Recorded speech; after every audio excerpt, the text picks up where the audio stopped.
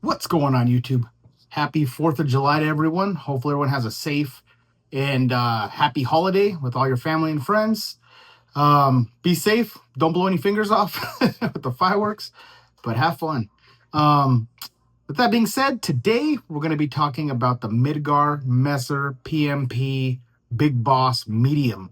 I ended up picking it up. So real quick, a little backstory. I was looking all over for this freaking blade. And surprisingly, I think it was DLT Trading had one left.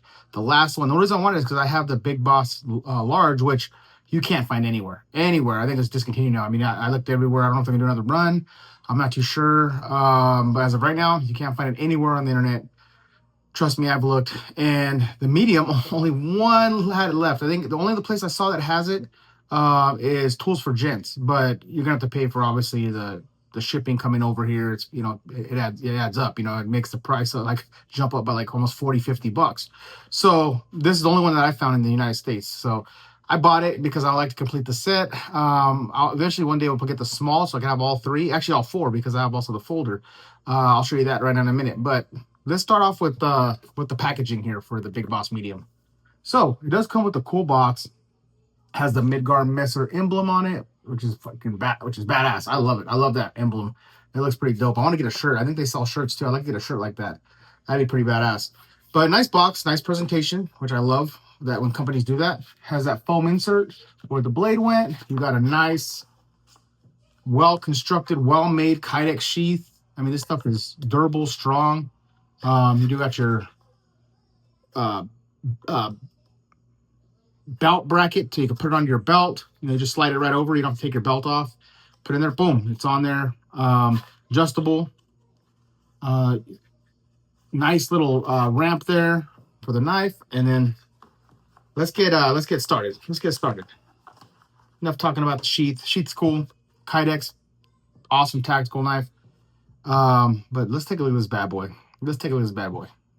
Boom. How beautiful is this freaking knife, man? Look how beautiful that is. Man, absolutely freaking love it. Love the look of this knife.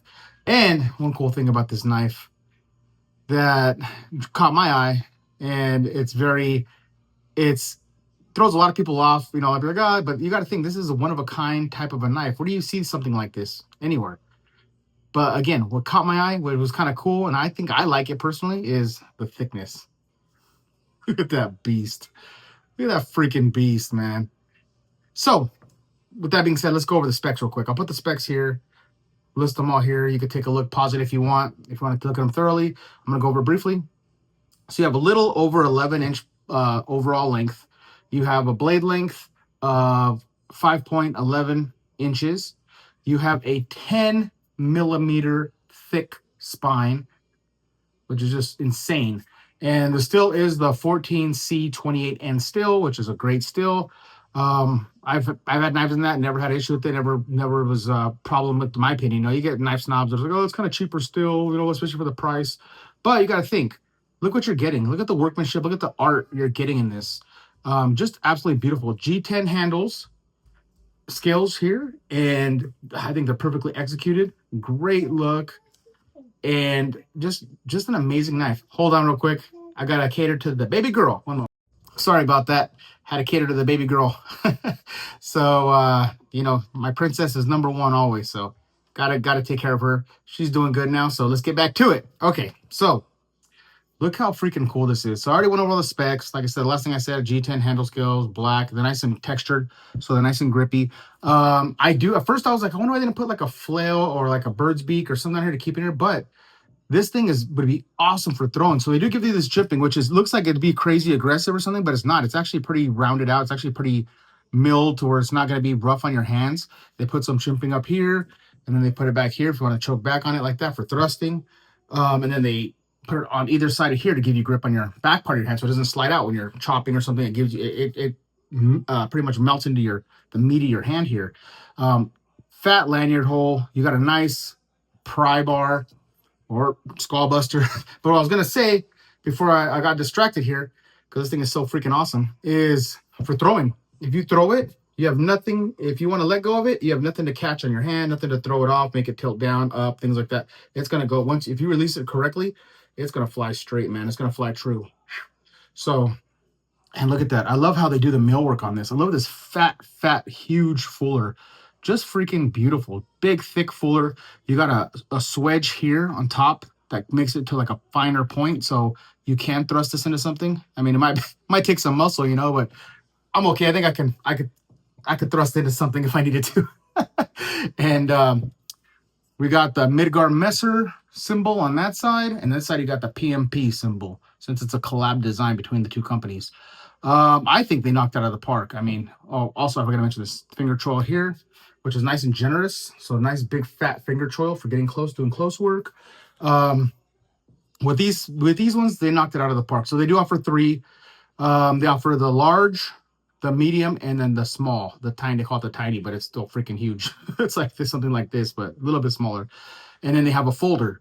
So, I wanted to complete the set. I'm almost done. I just need the small one now, but I'm going to wait on that one because that one's still available quite a few places. So I'm waiting till I can find a sale on that, because this one I kind of paid a little more than I wanted to, but it was the last one I saw on the freaking internet, man, everywhere.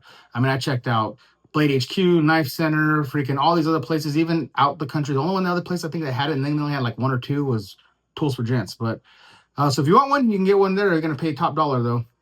This one I got a pretty good deal on. I did get it with a coupon code. I got it fairly cheap for how much they go for.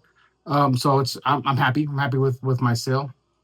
And but a lot of people were worried about this. Like, well, it's a sharpened crowbar. Well, yeah, it's something like that. But this sucker, the way they hollow the grind here, they make it really slicey. They make it really slicey behind the edge. So I mean, and then it's a Tonto style. So for like snap cuts or something, and with all that weight, I can just feel it, boom, in my hand. But if you do that to something, I mean, you're splitting it open, and it's just so much weight behind there. It's gonna just fillet, like, because this sucker came sharp. For as big and as thick as this thing is, this thing came with an insane edge. I mean, I'm talking one of the sharpest knives in my collection. I won't go out as far as saying the sharpest, but one of the sharpest. This sucker, usually I always shave back here because it's the most hair and the thicker. I'm going to show you guys. I'm going to shave the top part. Look at my arms. They're not even that hairy. Very, very little hair. I'm going to shave the top part and then show you the blade when I'm done here. I'm going to show... This is for as thick as this blade is, this is so impressive to me. I can't believe that. Most of my really thin-edged, thin blade knives can't do that. Look at that. Is it picking it up there? Let's see. Look at this hair. That's the hair.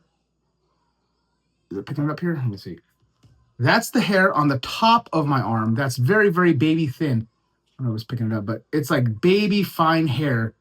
And it's shaving the freaking little hairs on the top of my arm here. That's super thin. So that was impressive to me. I was like, whoa, man, like I have never had a knife with an edge.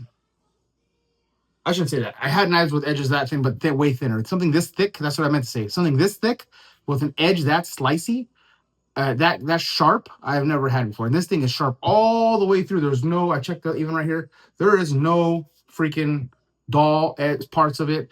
And I mean, and this is hair freaking shaving sharp, which I was impressed. I was impressed with and all of them I got in this brand, and with the Big Boss from Midgard Messer and PMP, they were all freaking razor sharp. And just look at the work. Look at the workmanship.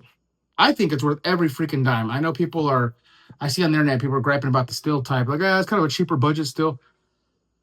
Like one guy made a good comment that I saw on one of the channels. Where are you going to find 10 millimeter thick anywhere? Where are you going to find something that thick for a knife stock? I mean, it's kind of hard in any steel, really, unless you go pot metal or something. I mean, you're not going to find, and if this was M390 or Magna Cut or V3, you're talking over $1,000 knife. They probably won't sell. They sell maybe 5 of them. Only the freaking hardcore collectors and rich people can buy it. So this, I'm happy they went with that still, so everyone could get one if they want one. They're decently affordable. They're not crazy, and you're not spending $500 for something like this. So I highly recommend it. I think it's awesome.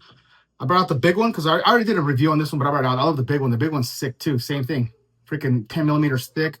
But let me show you both here.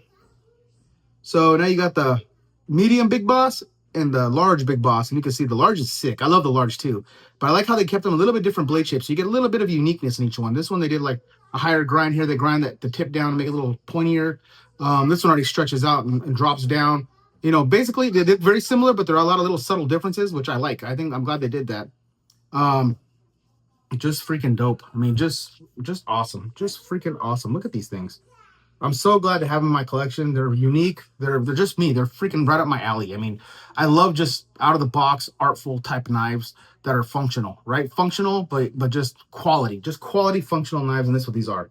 It's hard to find. And like I said before, I'll say it again.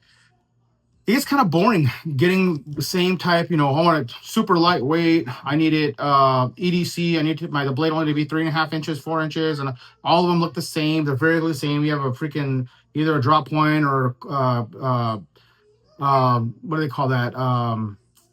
It's usually a drop point or maybe like they have different, like just Corncliffe, and they call it Warncliffe.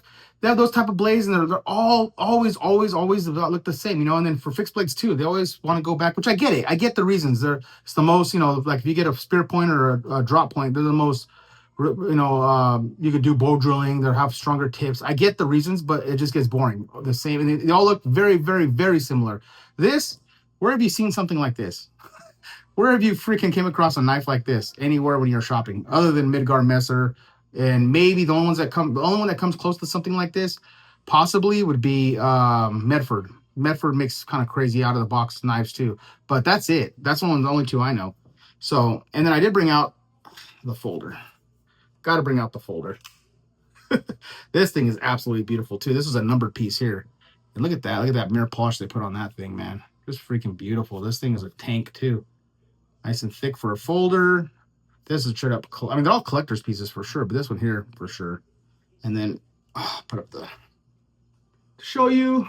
Here's the blade shape on this is more like it more mimics the large, not the medium, but just absolutely freaking beautiful knives. Absolutely love this freaking brand.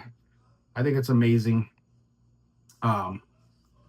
I love Midgard Messer. My Midgard Messer collection is growing. I got a lot more now, and there's a reason for that. I mean, they especially with PMP, they're making some beasts. They're making some beasts that'll last you a freaking lifetime. Man, you can't go wrong. You can't go wrong with something like this. All right, guys, that's long enough for this one. Oh, real quick, I am almost to 6,000 subs. When I get to the 6,000 mark, I'm gonna do a raffle. I'll give you guys information on how to enter it. And I'm gonna give away a what's the name of that brand? HX Outdoors folding knife, titanium D2 steel. It's really nice. I'm gonna be giving that away, so stay tuned for that. Yeah, when I get there, I'll let you know. And I'll bring my family back in it. My wife's pregnant right now, so with our second child, so another baby girl.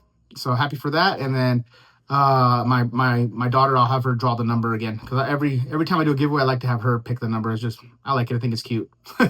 So all right, guys, please like, subscribe, share, and until next knife, gun, or whatever.